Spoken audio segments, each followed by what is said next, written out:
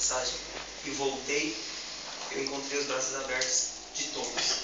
Então, buscar aquilo que eu sempre busquei, as coisas materiais, tentar ser sempre mais, me impediu de ser o Vinícius que eu sempre fui, o Vinícius que tinha amigos, que tinha família, que tinha aquilo que era essencial, mas que naquele momento passou batido e que me fez muita falta depois.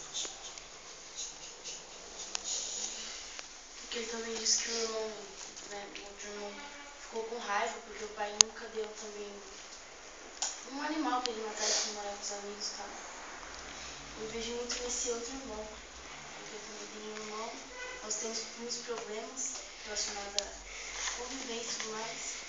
E a minha mãe fica no lugar desse pai, o tempo inteiro ela tentando fazer com que meu coração amoleça e que eu volte, né, pra minha família de fato, para que eu saia um pouco do meu quarto e volte para conviver com eles. Então eu vejo isso. Eu sou essa pessoa aí que fica do lado de fora com o coração cheio de raiva. Aí pegou na ferida, sabe?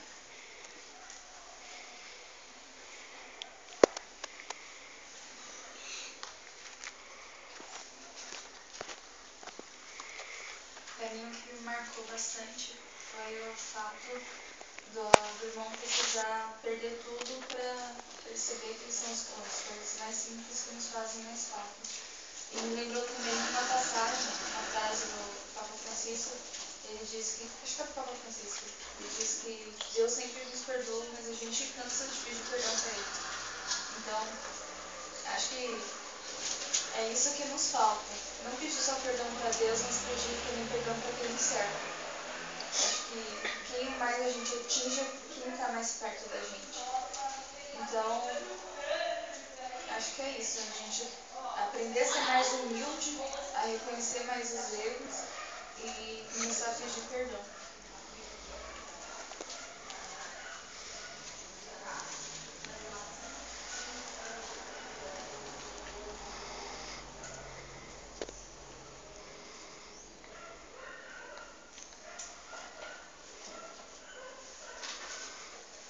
Chamou a atenção nessa leitura assim, quando a gente se perde, né? É interessante que a gente fica muito pensando como vai ser. E o irmão mais novo aqui, ele pensou isso, né? Agora estou ferrado, vou levantar, né? Ao encontro do meu pai, né? E aí se humilhar, né? Porque ele não merece nem mais ser o filho do pai dele, né? Ele ia trabalhar, porque naquele trabalho, né, ele ia ter a dignidade, né, retomar a dignidade dele pelo trabalho e tal, mas jamais, nunca ele poderia ter aquele tratamento de filho do pai, né? Mas eu acho assim, mesmo a gente tendo um olhar pelo Pai misericordioso, a gente nunca pode esquecer dessa reflexão do filho pródigo. Acho que não dá para separar uma coisa da outra, né? Porque ao mesmo tempo que o filho ele pode se arrepender, mas ele não pode. Muitas vezes as pessoas não encontram um abraço de pai, né? Às vezes o filho pode se arrepender, voltar e encontrar com a porta fechada. Então é muito interessante porque a gente às vezes se encontra nessas duas situações. Quando a gente erra, né, a gente fica frustrado, a gente se perde. Mas também às vezes alguém pode se frustrar, né, no nosso grupo, na nossa família. E você vai ter que ser esse pai misericordioso. É muito difícil, né? Porque aqui não fala como que o pai pensou. Ele apenas só amor, né? Só teve misericórdia. Não teve toda a problemática do filho, né? Mas eu me prendi bastante nesse pensamento. Eu vou me levantar, vou me encontrar com meu pai e dizer a ele: pai, pequei contra Deus e contra ti. Eu sou muito assim, quando eu erro, eu fico pensando, muito assim. É muito legal, eu me encontrei um pouco aqui. Eu me encontrei um pouco, né, numa parte que fala que ele vai ao encontro, né, do seu filho. E assim devemos ser a gente, né? Sermos nós, ir ao encontro daqueles que nos rodeiam no dia a dia. trabalho, nas escolas, até na igreja também, né? Que pensar que também que a gente um dia esteve naquela situação e que fomos guiados, né, para estar com Cristo. Então a gente tem que acolher, independente do que ele seja. Se ele for folgado, se ele te chateia, né, a gente deve ir ao encontro dele como o Pai fez. Eu já me coloco no lugar do outro irmão, né? Do que fica na casa. Muitas vezes, como o Ronaldo mesmo disse, a gente tem tanta tarefa durante o ano, tantos compromissos, tantos eventos, que a gente cansa, que a gente muitas vezes fica desanimado. E assim, não precisa necessariamente a gente sair de casa. Muitas vezes a gente está dentro da igreja, mas ao mesmo tempo a gente não está indo, porque a gente está cansado, desanimado, estou sem inspiração hoje, não estou afim. E eu me identifiquei bastante, porque esse ano foi muito assim. Então, teve momentos em que eu me encontrei assim, ó, eu tô aqui dentro, mas tá cansativo, tá legal. Então, acho que assim, muitas vezes a gente tá cansado, mas a gente não sai de casa, a gente não se retira, a gente tá ali. Mas como que a gente tá ali presente? Qual é o nosso estado ali dentro? Então, tocou bastante.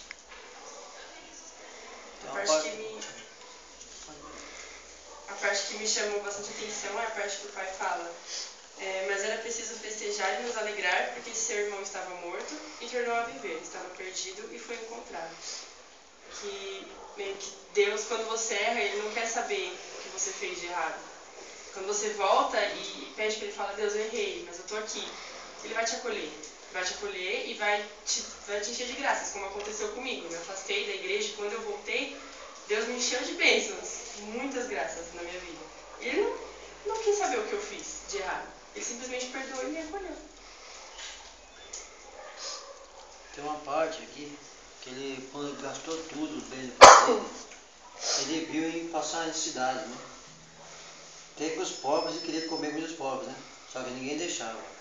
Aconteceu isso na minha vida quando eu era pequeno. Eu passei em cidade há muitos anos.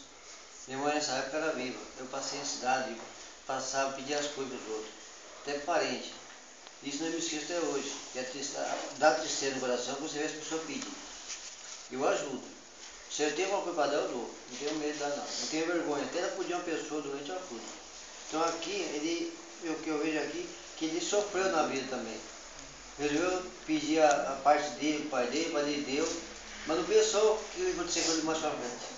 Só pensou nele na hora de gastar com prostitutas, com mulheres da vida. Então ele só pensou na hora, só não pensou o que ia acontecer depois para ele.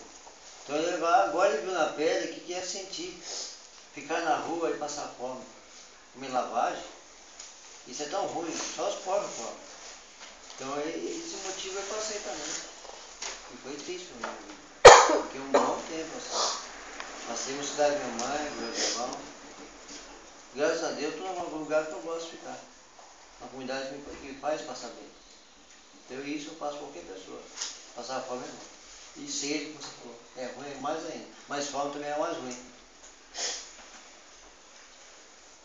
O que eu pude refletir também, assim, que me despertou um sentimento assim, foi um pouco como o Danilo comentou, sobre aqueles que não têm para onde se abrigar.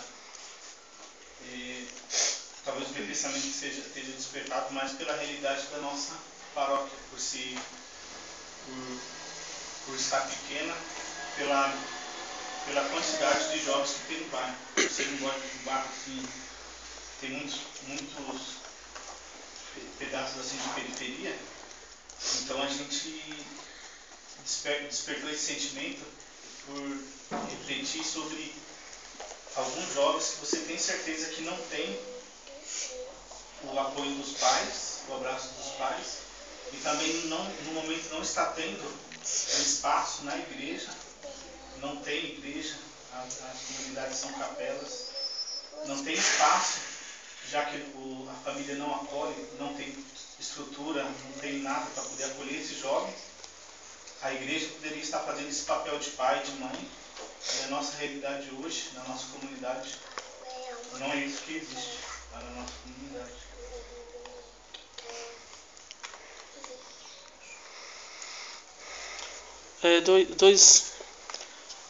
Tem 3 coisas aqui que eu escrevi que é interessante. Para mim, né, que eu achei interessante.